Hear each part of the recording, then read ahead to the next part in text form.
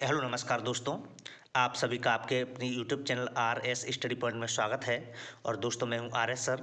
मैं आज आपके लिए लेकर आया हूं क्लास 12 पीसीएमबी बहुत महत्वपूर्ण ऑब्जेक्ट है प्रश्न, बहुविकल्पी प्रश्न के बारे में बताऊंगा। तो आपको मैं लेके चलता हूं। इसमें पहला प्रश्न है, देखते हैं इसमें पहला प्रश्न कौन सा है। स्वस्थ गाय का नाड़ी गति होती है वो प्रति मिनट होती है। तो स्वस्थ गाय की नाड़ी गति होती है उसमें वह 42 से 60 बार प्रति मिनट होती है। इसके बाद दूसरा है, गाय के शरीर का सामान्य तापमान फ़ारेनहाइट में मापेंगे तो 101 से 102 फ़ारेनहाइट होगा, और डिग्री मापेंगे तो 38.8 डिग्री सेल्सियस होता है। ठीक है। अगला प्रश्न नंबर 3, खुरपका मुंहपका बीमारी का कारण क्या होता है? तो इसमें भराएगा आपका विषाणु। इसके बाद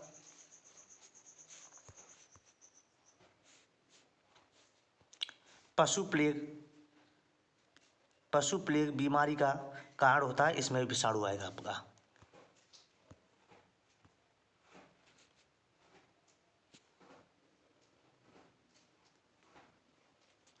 इसके बाद देखते हैं, दुग्ध ज्वर रोग कैल्शियम की कमी के कारण होता है। जो दुग्ध ज्वर रोग होता है वो किसी कमी के कारण होता है? कैल्शियम की कमी के कारण। तो इसमें आपका हुआ कैल्शियम। अगला है, खुरपका मुंहपका एप्तस ज्वर के नाम से भी जाना जाता है। जो खुरपका मुंहपका होता है उसे एप्तस ज्वर के नाम से भी जाना जाता है। अगला, खुरपका मुंहपका का रोग का कारण होता है एओसी विषाणु। कौन सा विषाणु होता है? एओसी विषाणु। नेक्स्ट पॉइंट है, खुरपका मुंहपका रोग का उद्भव काल गाय भैंस में 2 से 7 दिन तक होता है। कितना होता है? खुरपका मुंहपका जो रोग होता है उसका उद्भवन काल होता है गाय भैंस में 2 से 7 दिन तक का। उसके बाद फुटपाथ उपचार खुरपका मुंहपका रोग से पीड़ित पशु को दिया जाता है। फुटपाथ उपचार कौन सा उपचार होता है? फुटपाथ उपचार होता है जो खुरपका मुंहपका रोग होते हैं, पीड़ित पशु होते हैं, उनको ये उपचार दिया जाता है। इसके बाद देखते हैं, एपोथाइजेशन खुरपका मुंहपका रोग रोकने की विधि है। खुरपका मुंहपका रोग को रोकने की विधि कौन सी? एपोथाइजेशन। इसके बाद है, पशु प्लेग रोग को रिंडरपेस्ट शीतला रोग आदि के नाम से भी जाना जाता है।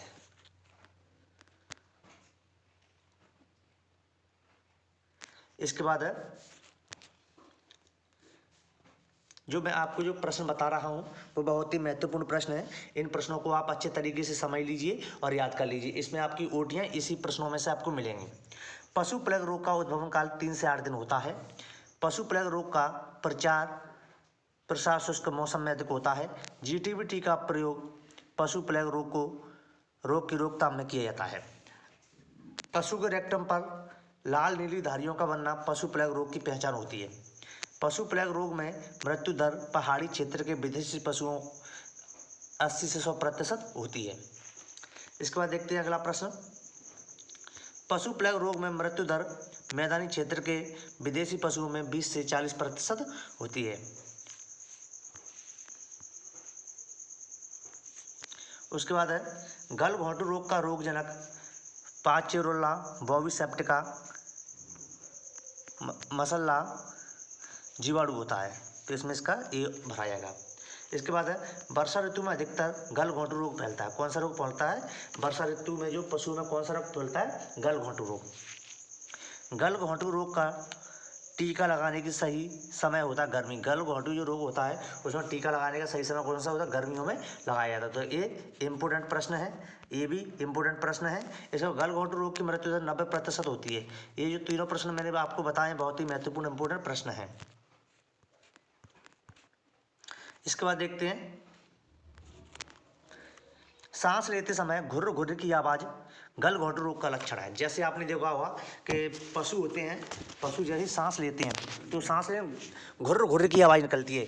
तो इससे पता लगा लेना चाहिए कि ये गलघोंटू रोग का प्रमुख लक्षण है। तो ये भी अच्छा प्रश्न है, इंपोर्टेंट है। थैलेला रोग पशु की दुग्ध ग्रंथियां अथवा अयन संस्थान एक रोग है।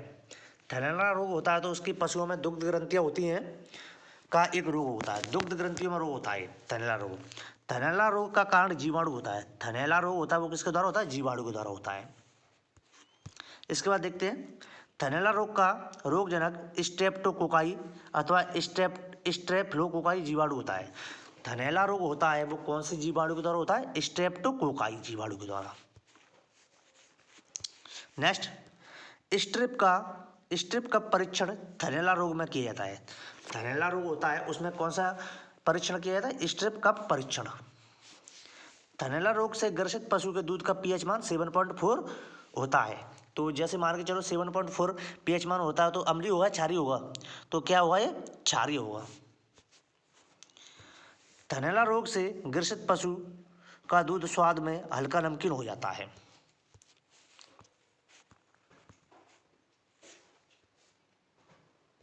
इसके बाद है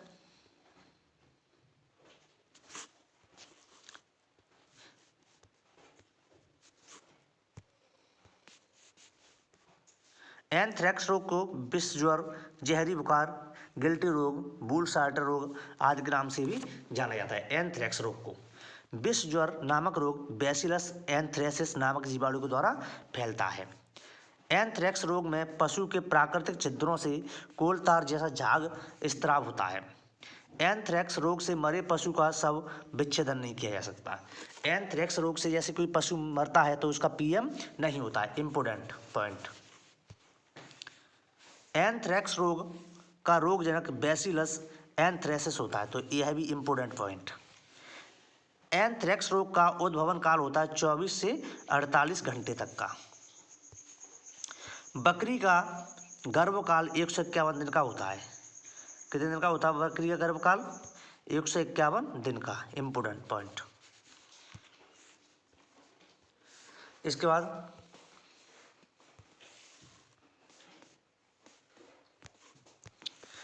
बकरी का मध्य चक्र 21 दिन का होता है। बकरी का मध्य चक्र कितना होता है? 21 दिन का बच्चों। इसके बाद बकरी के दूध में 4 से 5% वसा होता है। तो 4 से 5% फैट होता है। बकरी को गरीब की गाय भी कहा जाता है। बकरी किसे कहा जाता है? गरीब की गाय। बरबरी बकरी को शहरी बकरी भी कहते हैं। बरबरी बकरी होती है उसको शहरी बकरी के नाम से भी जानते हैं। बरबरी बकरी का गर्भकाल होता है 140 दिन। बकरी की सोनेन नस्ल को दूध की रानी कहा जाता है।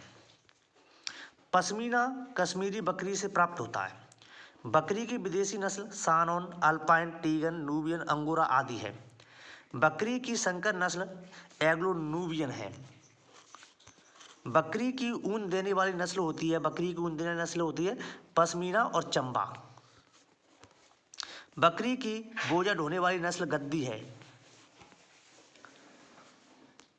बच्चों, सोनेन बकरी का मूल स्थान स्विट्जरलैंड है। सोनेन बकरी होती है उसका मूल स्थान कहाँ है? स्विट्जरलैंड। अंगोरा बकरी का मूल स्थान है तिब्बत। अंगोरा बकरी से प्राप्त बाल को मोहेयर कहते हैं। अंगोरा बकरी होती है उसे बाल प्राप्त होते हैं उसको मोहेयर के नाम से जानते हैं। इसके बाद एक भेड़ औसतन 680 ग्राम ऊन देती है। एक भेड़ है जो औसतन कितनी ऊन देती है? 680 ग्राम ऊन देती है। विश्व में सर्वाधिक भेड़ पालन ऑस्ट्रेलिया देश में किया जाता है। भारत में सर्वाधिक भेड़ पालन आंध्र प्रदेश और राजस्थान राज्य में किया जाता है। आंध्र प्रदेश और राजस्थान एक ऐसे राज्य वहाँ पे सर्वाधिक मतलब सबसे अधिक भेड़ों का पालन किया जाता है। भेड़ों की संकर नस्ल इसारडेल है। बीकानेरी भेड़ जाति की नस्ल है। बीकानेरी भेड़ होती है वो किसकी नस्ल है? भेड़ जाति की नस्ल है। बीकानेर भेड़ का मूल स्थान है राजस्थान। बीकानेर जो भेड़ कहाँ पर पाई जाती है? राजस्थान में पाई जाती है। इसारडेल भेड़ का मूल स्थान है इसार। मेरिनो भेड़ का मूल स्थान स्पेन है। भेड़ का गर्भकाल 150 दिन होता है। भेड़ का गर्भकाल कितना होता है? 150 दिन होता है। इसके बाद है बीकानेरी भेड़ से अत्यंत मुलायम ऊन प्राप्त होती है। बीकानेरी भेड़ होती है उससे कैसी ऊन प्राप्त होती है? अत्यंत मुलायम ऊन प्राप्त होती है। ठीक है। भेड़ की विदेशी नस्ल मेरिनो मेरिनो, कोरिडेल, लिंकन, लिस्टेस्टर आदि है। भेड़ की द्विकाजी नस्ल होती है लोही, हिसारडोल। मांस के लिए पाली जाने वाली भेड़ की नस्ल होती है जालौनी, मांडिया, निल्लौर। जालौनी, मांडिया, निल्लौर किसकी नस्ल होती है? मांस की। घी में 90.5% वसा पाई जाती है। घी में पानी की मात्रा 0.5% होती है। इसके बाद देखते हैं मक्खन में 12 से 16% जल होता है। जो मक्खन होता है उसमें जल कितना होता है? 12 से 16%। गाय के दूध में पीलापन कैरोटीन के कारण होता है। गाय का जो दूध होता है उसमें पीलापन होता है, वो किसके द्वारा होता है? किसके कारण होता है? कैरोटीन। दूध में वसा गोलिकाओं के रूप में पाई जाती है। जो दूध होता है उसमें वसा गोलिकाओं के रूप में पाई जाती है। सपरेटा दूध का आपेक्षिक घनत्व होता है 10.37 होता है। ठीक है, दूध का आपेक्षिक घनत्व होता है 1.032 होता है। क्रीम निकालते समय दूध का तापमान कितना होता है?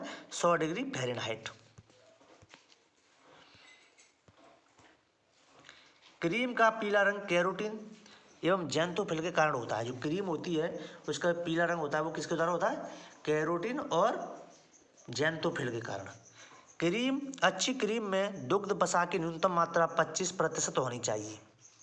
प्लास्टिक क्रीम में 65 से 80% मात्रा वसा की होती है। क्रीम मक्खन, दही अथवा घी में सुबास डाइएसिटाइल के कारण होती है। दूध से क्रीम पृथक करने वाली मशीन को क्रीम सेपरेटर कहते हैं। दूध से क्रीम को अलग करने की मशीन क्या होती है? Cream separator. क्रीम मथने की मशीन को चर्नर कहते हैं। मक्खन से पानी निकालने की मशीन को बर्कर कहा जाता है। समस्त विद्यार्थी, अभी तक आपने हमारा ARS study point channel subscribe नहीं किया है तो कृपया इसे सब्सक्राइब कर लें, जिससे आने वाली वीडियो सबसे पहले आप तक पहुंचे। और मैं आपको इस वीडियो के माध्यम से क्लास 12 PCMB की जो OT टाइप प्रश्न है मैं आपको बता रहा हूं। और ये प्रश्न ही बहुत ही महत्वपूर्ण, मोस्ट इम्पोर्टेंट प्रश्न है, इसीलिए प्यारे विद्यार्थियों इनको आप सभी प्रश्नों को अच्छे तरीके से याद कर लीजिए। क्या करना है बेटा? याद कर लीजिए, क्योंकि पेपर में ये प्रश्न आपको ऑब्जेक्ट टाइप रूप में पूछे जाएंगे।